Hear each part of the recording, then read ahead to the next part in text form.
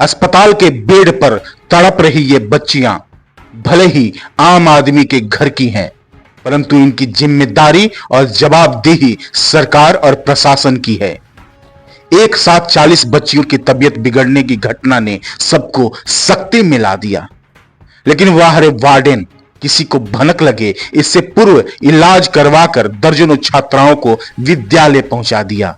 जिनकी हालत संभल नहीं पाई वही तरहसी स्वास्थ्य केंद्र में दिखी, जिनमें 7 छात्राओं को मेदिनीनगर एमएमसीएच रेफर कर दिया गया। सरकार जब भी किसी योजना का शुभारंभ करती है तो उसके हर एक पहलू पर नियम के साथ नियमित निरीक्षण का प्रस्ताव रखती है। उसके बावजूद ऐसी कौन सी ताकत है जो व्यवस्थापकों को या कहें संबंधित अधिकारियों को चेतने नहीं देती है?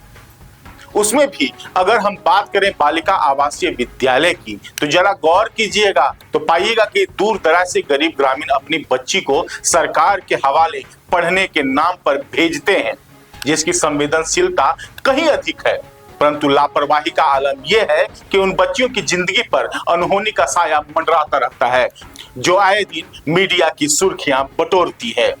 नमस्कार, मैं हूं एपी लकी और आप देख रहे हैं स्वतंत्र निर्भीक निष्पक्ष आवाज कैपिटल न्यूज। दरअसल ये बातें हम इसलिए कह रहे हैं क्योंकि आज फिर पलामू के तरहसी प्रखंड अंतर्गत झारखंड आवासीय विद्यालय में बड़ी दुर्घटना होते होते बची।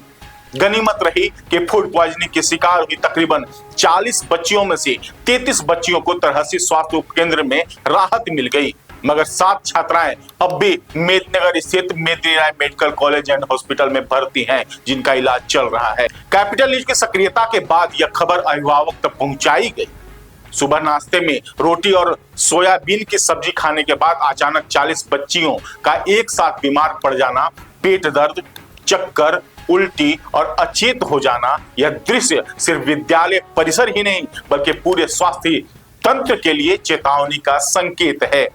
हालांकि विद्यालय की वार्डन आरती कुमारी ने प्रारंभिक प्रतिक्रिया देते हुए कहा कि बच्चियां जन्माष्टमी के मौके पर उपवास पर थी और लंबे समय तक भूखे रहने के बाद खाना खाने से उनकी तबीयत बिगड़ी है।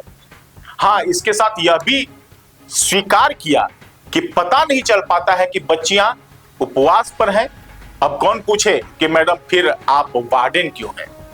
तभी तो अभिभावकों ने जन्माष्टमी के उपवास की दलील के बाद भी गहरी नाराजगी और आक्रोश देखने को मिला। गहरी नाराजगी और आक्रोश जमकर जताया।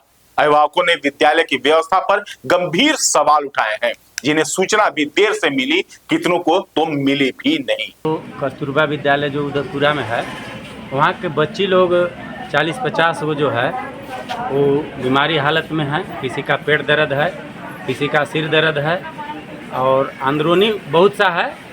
लेकिन यहाँ तक बच्ची आए हैं, बच्ची के अभिभावक लोग के अभी तक पता नहीं है कि हमारा बच्ची का क्या तबीयत खराब है, का है नहीं है। कुछ बच्ची यहाँ से रेफ़र भी किया गया है तरहसी हॉस्पिटल से डाल्टने के लिए, और कुछ यहाँ पर अभी इलाजरत है, इलाज हो रहा है।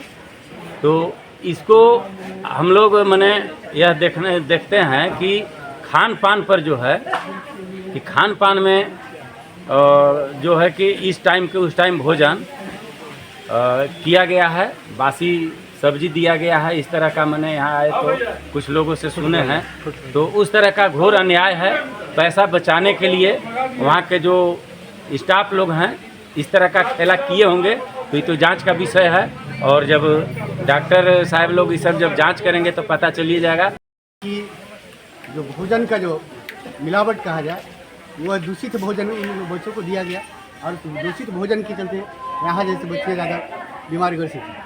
बहुत सारी खामियाँ उस विद्यालय में बच्चों के द्वारा जो एडमिशन में होता है वो कई प्रकार के बहुत सा परेशानी झेलना पड़ता है, तब जाकर लोग एडमिशन होता है। डॉक्टर ने भेज रहे हैं, बेहतर इलाज के डॉक्टर में भेज रहे हैं, जो हमसे हो सके। हालांकि स्वास्थ्य विभाग ने साफ किया है कि प्राथमिक तौर पर यह फूड पॉइजनिंग का मामला है। आनन फानन में इलाज करवाकर सभी को ले जाया गया है, यहां तक कि चिकित्सक द्वारा गंभीरता दिखाते हुए रेफर किया गया है।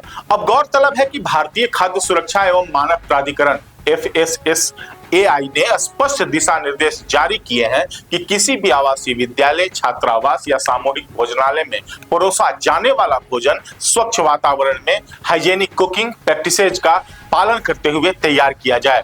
भोजन तैयार करने वाले कर्मियों का भी स्वास्थ्य परीक्षण अनिवार्य है। रसोई में साफ सफाई, पानी की गुणवत्ता और कच्चे माल के भंडारण की समय समय पर जांच होनी चाहिए।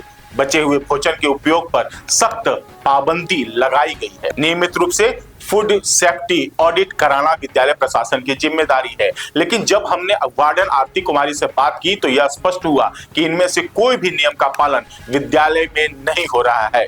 इन मानकों का उल्लंघन केवल लापरवाही नहीं बल्कि आवासीय विद्यालय में आरटीई का भी सीधा हनन है। कस्तूरबा विद्यालय जैसे संस्थान उन बच्चियों के लिए है जिनके माता पिता उन्हें बेहतर शिक्षा और सुरक्षित वातावरण की उम्मीद से भेजते हैं। यदि वहां परोसा गया भोजन ही स्वास्थ्य संकट बन जाए तो यह विद्यालय प्रबंधन की नाकामी का जीता जागता उदाहरण है। आज की घटना केवल स्वास्थ्य विभाग के लिए नहीं बल्कि पूरे शिक्षा विभाग और जिला प्रशासन के लिए गंभीर सवाल खड़ा करती है। क्या विद्यालय में परोसे जा रहे भोजन की कभी थर्ड पार्टी टेस्टिंग होती है? क्या विद्यालयों की रसोई की सैनिटरी इंस्पेक्शन नियमित रूप से की जाती है? और यदि हाँ, तो फिर इतनी बड़ी संख्या में बच्चों की तबीयत कैसे बिगड़ी? अभिभावकों की नाराजगी स्वाभाविक है। वे अपने बच्चों के सरकारी विद्यालय में केवल पढ़ाई के लिए नहीं बल्कि सुरक्षित माहौल के लिए उसी के भरोसे भेजते हैं। आज की घटना चेतावनी है कि बच्चों की सुरक्षा और स्वास्थ्य के साथ कोई समझौता नहीं किया जा सकता। यदि भोजन ही बीमारी का कारण बने तो शिक्षा का मंदिर भी भय का घर बन जाता है। प्रशासन से उम्मीद की जानी चाहिए कि इस घटना को सामान्य लापरवाही न मानकर पूरी जांच कर त्वरित सुधारात्मक कदम उठाए।